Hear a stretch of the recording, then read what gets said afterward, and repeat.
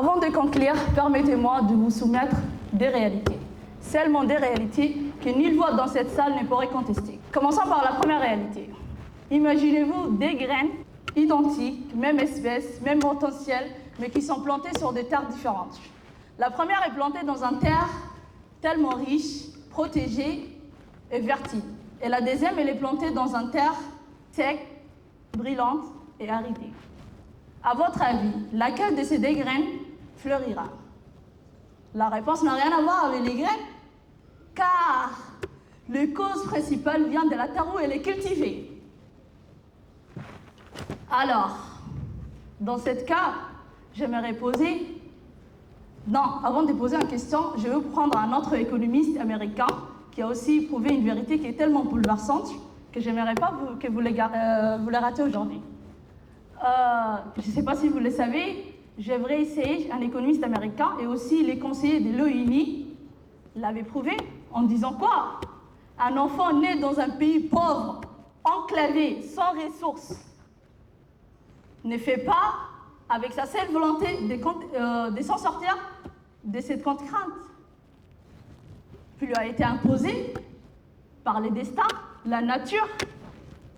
Alors, je vous demande, mes chers adversaires, que je les respecte,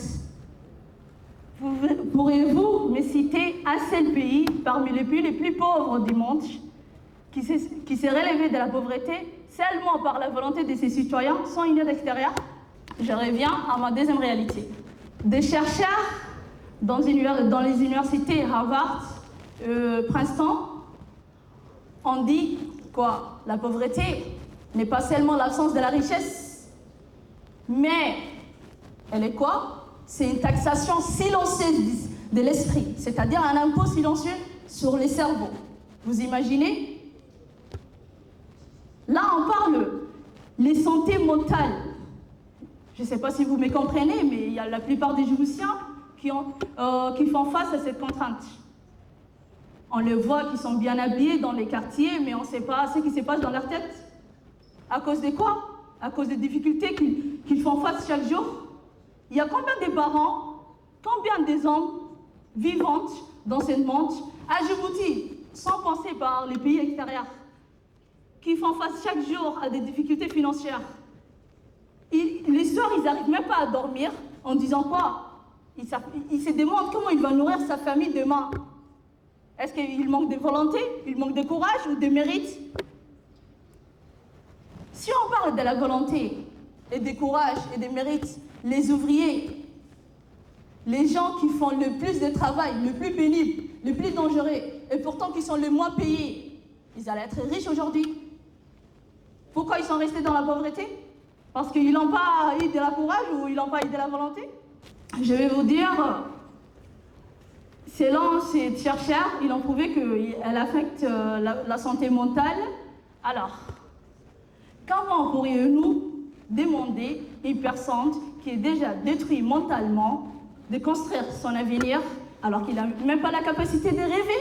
Cher nombre de jurys, et chers bibliques, et chers adversaires que nous respectons, je vous l'admets. Imaginons un instant que la pauvreté est supprimée, qu'il n'y a plus de pauvreté et que tout le monde est riche. Et que tout le monde est égaux. Tout le monde est riche, on est bien d'accord?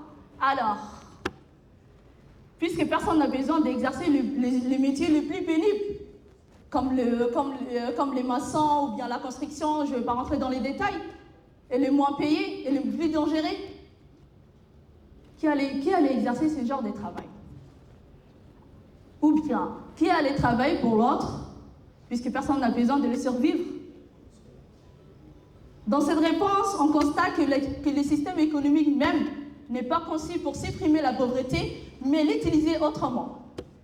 Car le sol tranche avant la graine, et le cerveau s'épuise avant même la volonté. On dit que la pauvreté est une fatalité, parce que ce n'est pas un truc qu'on peut échapper du jour au lendemain. Comme mes coéquipiers ils l'ont déjà dit,